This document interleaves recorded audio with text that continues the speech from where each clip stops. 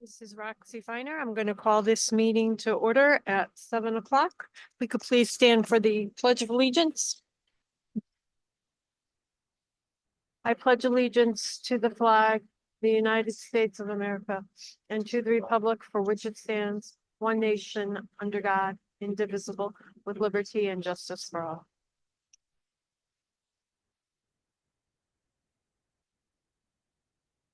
And I have a motion to approve the agenda, please.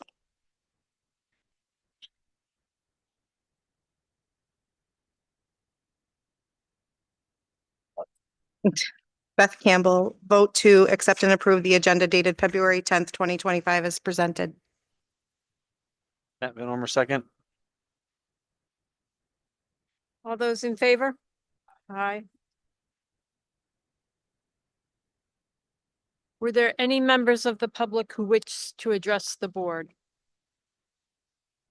You can step forward and speak at the podium, please.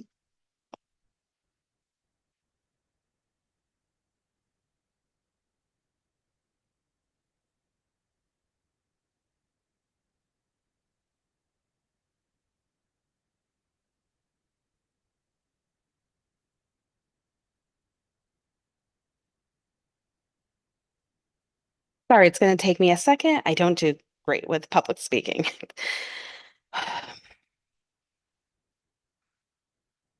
Tiny bit emotional as well. Good evening, members of the Thomaston Board of Education, Superintendent Koss, and fellow community members. Thank you for the opportunity to let me speak in front of you today. My name is Deborah Quick. I have been a resident of Thomaston since the year 2007. I'm here to share my experience as a paraprofessional in this district. During my 2.5 years, I was assigned to work in this building, Thomaston High School. But what I accomplished, I would not consider it as work. Work is a 4-letter word that everyone hates, but I was thriving in my assignment. I was helping my student reach every goal that was assigned to them and assisting any student who asked me for help at any time during the day if my one-on-one was on point. I have built a positive rapport with many students of Thomaston High School. With an example, I have 2 seniors here who volunteered to come here with me today as support. Frankly, if I was to list everything that I helped out throughout this whole entire building, we would be here all night. I know I only have 5 minutes, but I can talk for a while. Most of you know this. Now onto why I am here at this meeting. I don't normally come to these meetings because I trust you guys are going to handle this and do what's best for our town. On January 27th, 2025, my healthy workspace rug was pulled out from under me. I found out I was to be temporarily moved to Black Rock. During this conversation, I did not agree to this move. I gave a couple of reasons why it was not a good idea. I am not one to speak up on my own problems and to advocate for myself. I am one to speak up for problems for other students. So this is a very big step for me to come up here and speak to you people. January 28th, I continued my self-advocacy in person. The meeting was short, but no solution was found. I ended the meeting with a gentle but clear heads up that I will be keeping my options open. January 29th, I had one more request for reconsideration on my temporary reassignment, but the decision was final. So I needed to do some soul searching and research for where I was going to end up. I was lucky enough to have the support of my husband to tell me, just quit right then and there. But I needed to do the research and not abandon my charges. Now, when I say charges, it's not just my one-on-one. It was any student that roamed this high school, any staff member that needed assistance, whether it would be, can you make copies? Can you shred this for me? Can you file this for the office? Do you mind bringing your charge here to wipe down tables? Sure, no problem. I will make sure it's built into our schedule. I was always the yes person, helping out anyone who needed help unless it was not a possibility. Sorry, I got off track there. Working in this high school was the healthiest professional setting I have ever experienced. In my previous position, I was leaving work crying every day. Having behavioral students threaten to kill you and your family and track them down is not a healthy work environment. So when I was leaving here smiling every day, even though it was a pay cut, even though I was constantly working hard and reaching over 15,000 steps a day with my one-on-one, coming home exhausted, it was worth it.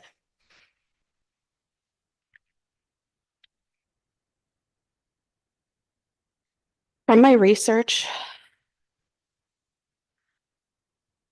I have found that the paraprofessionals of this district, both past, present, if anyone was to receive a temporary reassignment, it was very unlikely for them to be moved back to their reassignment. And that broke my heart because if anyone needed help, I was not going to be there to support them. I kept on thinking of if any of my students that had surgeries that needed to sit down and take a break because they were sore, who was going to be there to know, okay, Mama Quick's going to open up the door for them in the sensory room so they could sit in the decompression room, which was a senior capstone, a part of the sensory room. Who was going to assist every other student that would come in and asking for advice, whether it be for college, for Naugatuck Valley, because that is what I'm a graduate of. I know that there are other staff in this building that is their position to handle it. But when a student trusts you, that means more than just going to the staff.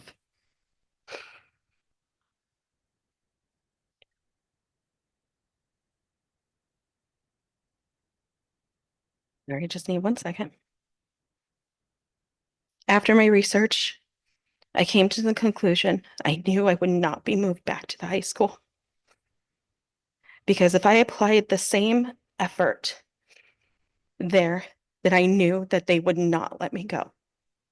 And I did not want to have to be with the littles.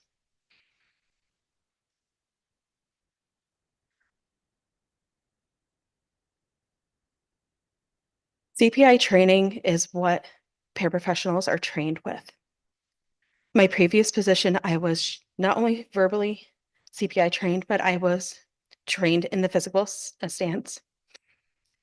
And I'm going to be very honest and very blunt. No one in this building really knows what it's like to restrain a child, even if it's in their IEP or their BIPS or anything. It is traumatizing, not only for them, but for you. Hearing the littles scream, "Why are you hurting me? Why are you trying to kill me? Why are you doing this to me?" And then sometimes threats come. It affects the mental health. That is why I advocated for myself to stay here, to continue the positive work that I was working with any student, staff, anyone.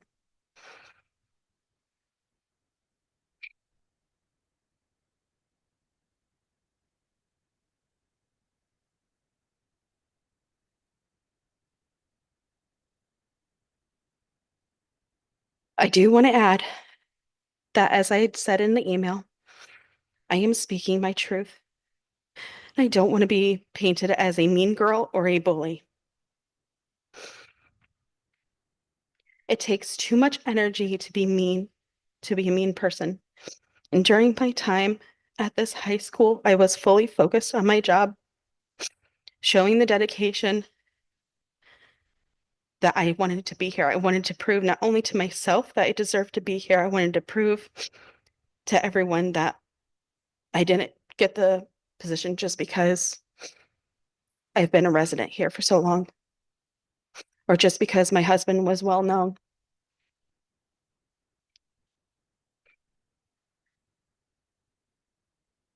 If it wasn't for the temporary reassigned, I wouldn't have left.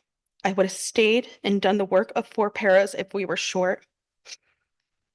My above and beyond would have gone 10 times more. One more thing that I really want some people to keep in mind is that we are a small community. We are small, but we are mighty, and everyone knows everyone. Everyone knows everything. Because once one person says it, it's going to trickle around. And I know sometimes things are fudged.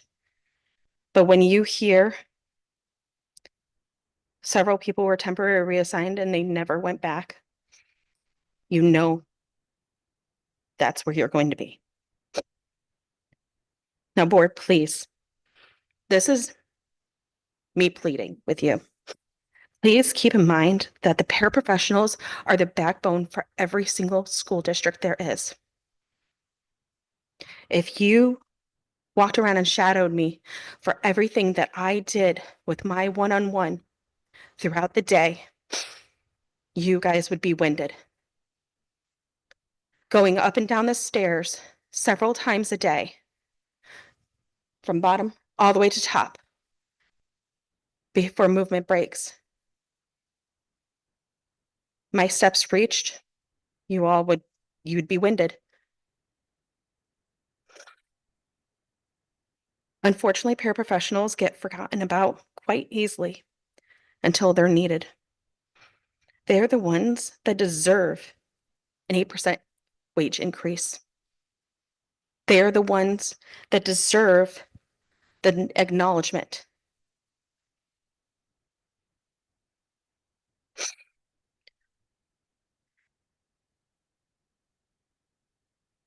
Along with all of that, I believe that better respect for their contracts need to be in place.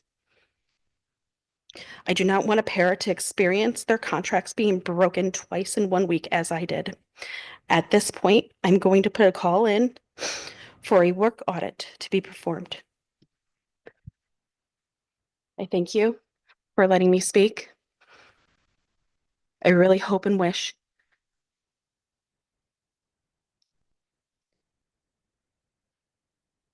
I don't want to say another me. I want to say a better than myself pair comes along. And maybe they'll be appreciated and kept where they should stay. Thank you.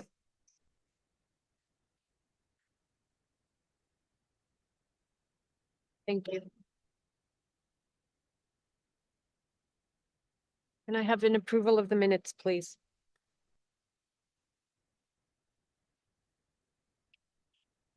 Beth Campbell, make a motion to vote to accept and approve the special meeting minutes dated January 10th, 2025 as presented.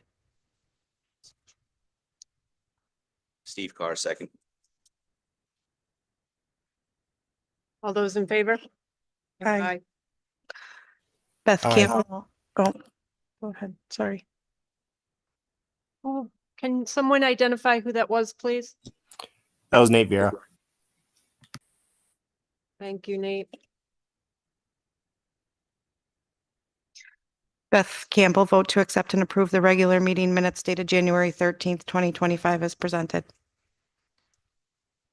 Bill number second. All those in favor? Aye. Aye. Aye. Nate Vera. Beth Campbell, vote to accept and approve the special meeting minutes dated January 27th, 2025 as presented. Bill number second. All those in favor? Aye. Nate Vera, aye.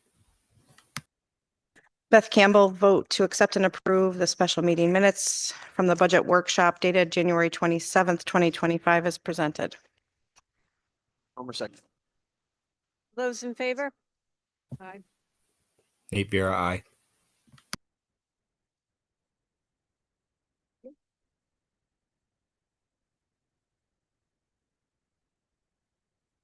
Moving into our recognitions, we start off with our January Rotary Student of the Month, Connor Birkenberger. She's having trouble.